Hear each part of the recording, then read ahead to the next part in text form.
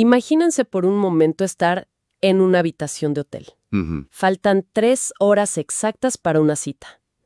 Y en esa cita saben, o sea, con absoluta certeza, que tienen un 50% de probabilidades de morir. Wow. Sí, de morir de una forma increíblemente violenta.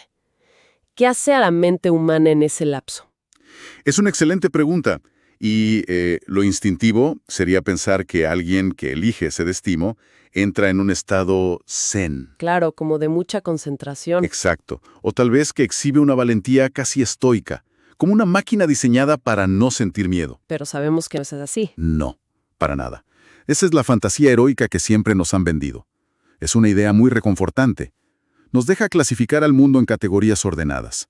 Los valientes por un lado, los cobardes por el otro. Totalmente. Pero la realidad psicológica de enfrentarse a la muerte es muchísimo más caótica.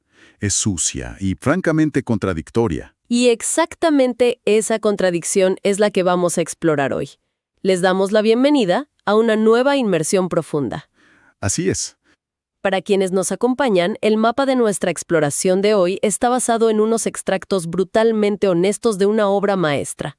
Es un clásico de la literatura española, Sangre y arena. ¿Una joya? Sí, escrita por Vicente Blasco Ibáñez y publicada ya por 1908.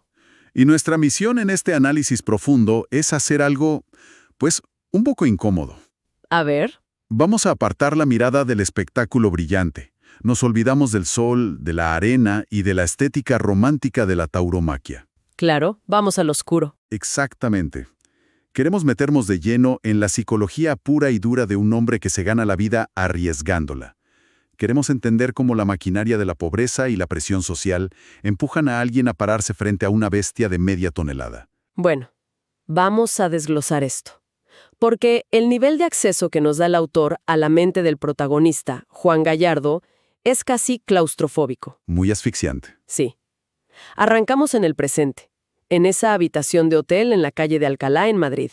Faltan horas para la corrida.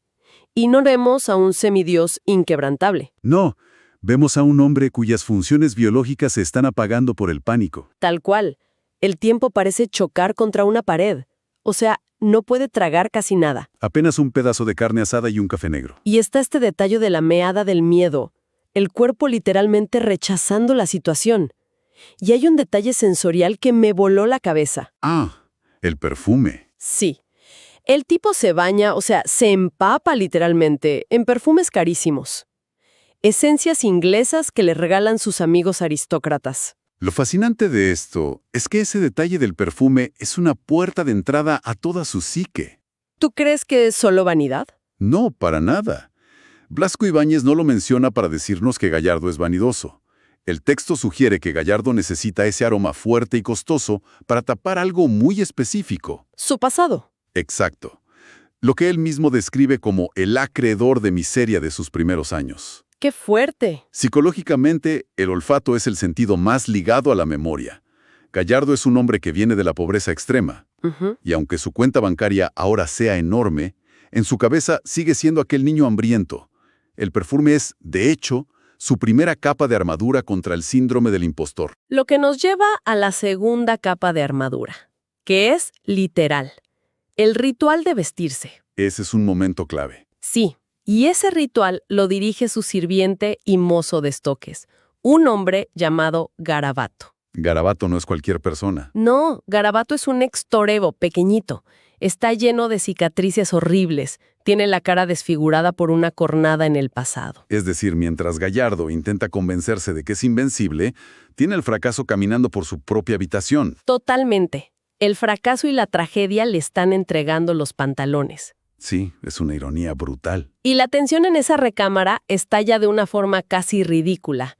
Es cuando Garabato saca del baúl un traje de luces de color rojo. Uy, sí. Gallardo entra en un pánico irracional. Casi violento, diría yo. Sí, se niega rotundamente a usar el traje rojo, porque ese era el color que llevaba un compañero suyo, Manuel el Espartero, el día que un toro lo mató.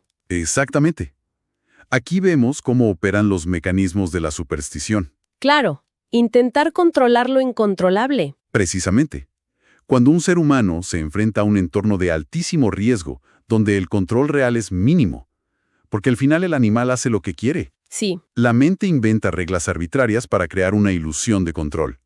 Si no uso rojo, no me muero. Es una forma de gestionar un terror gigante. Un terror que le provoca problemas estomacales constantes antes de salir, como vimos. Y sobre ese traje de luces, o sea, siempre lo imaginamos como algo puramente estético, muy folclórico, ¿no? Ajá. Pero leyendo cómo Garabato le aprieta a los machos, esos cordones debajo de la rodilla. Se los aprieta con una fuerza brutal. Sí, tanta fuerza que le corta la circulación y le congestiona las piernas.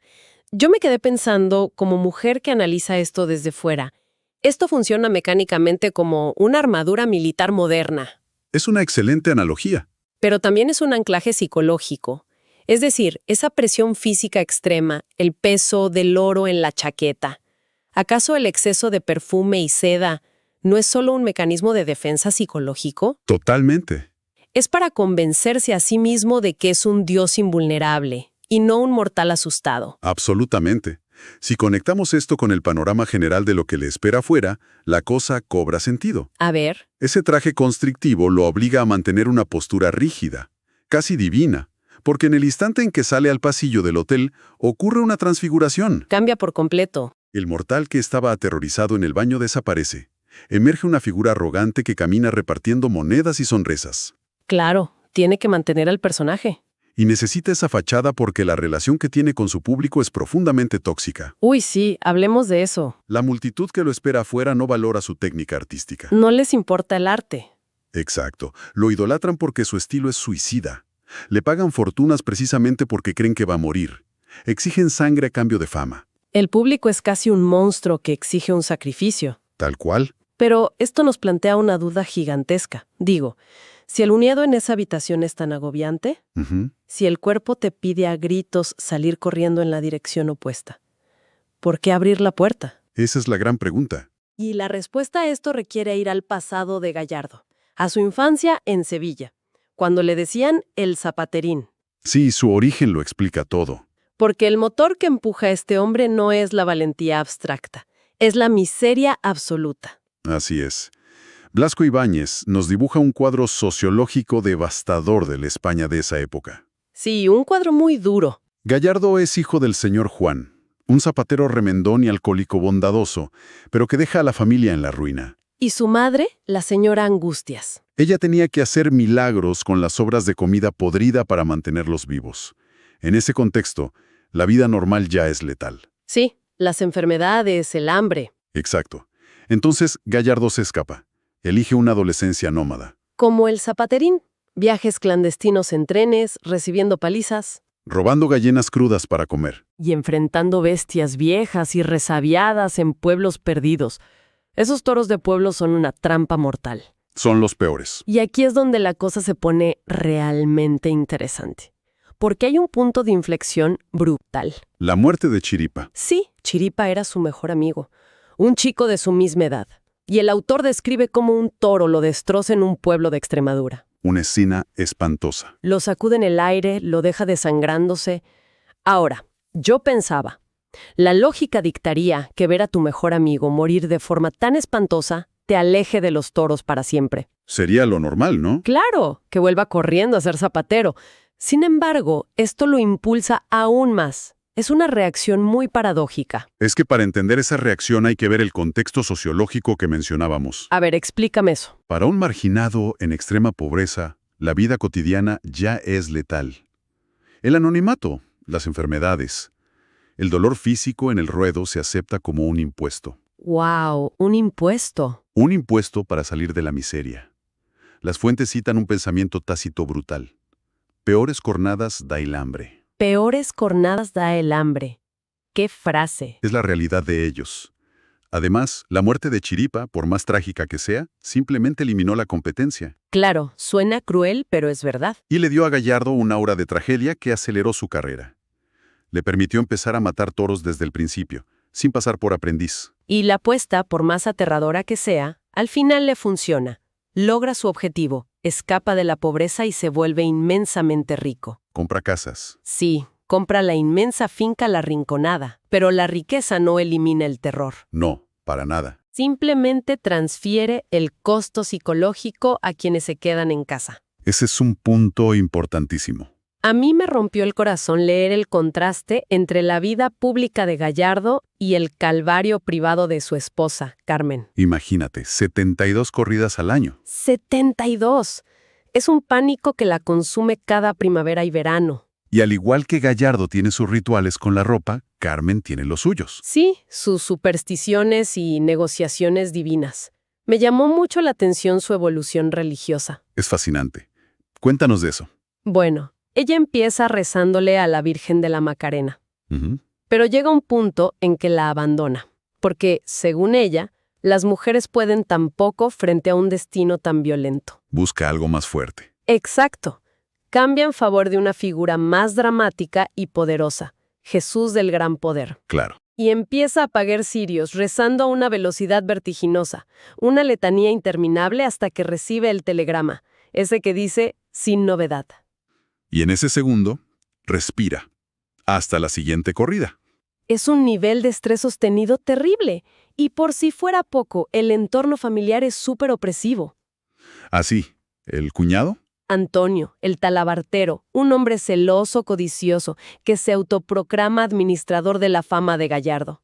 Se la pasa comparando situaciones con el propio Roger de Flor. Sí, un delirio de grandeza increíble. Es curioso, ¿no? Yo veo a esta familia viviendo en una jaula de oro. Definitivamente.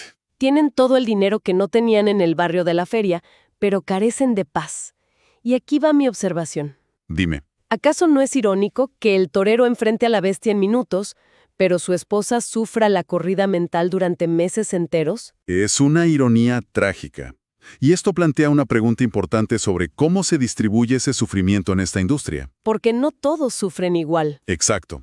Hay una disonancia cognitiva tremenda que experimentan los seres queridos. Y el autor hace hincapié en un personaje secundario maravilloso. La mujer del picador. Sí, la mujer del picador potaje. Ella resalta la injusticia del sistema. ¿Qué dice ella? Dice que los toreros estrella como Gallardo se llevan la gloria, los aplausos y la fortuna. Ajá. Pero los trabajadores humildes del ruedo, los picadores, terminan locos o muertos por las brutales caídas de los caballos. Por casi nada de dinero. Exacto.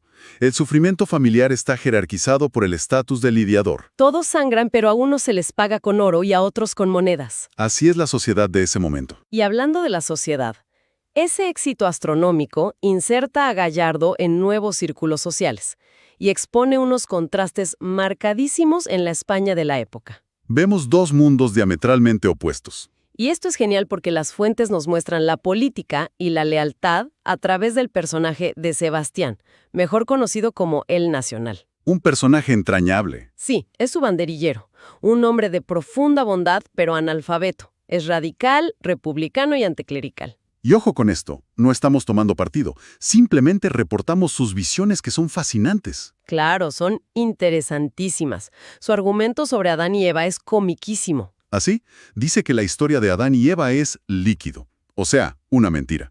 Sí, porque su lógica es, si todos viniéramos de un solo hombre llamado Pérez, pues todos nos apellidaríamos Pérez. Tiene su propia lógica impecable. Y se la pasa discutiendo con curas en los trenes.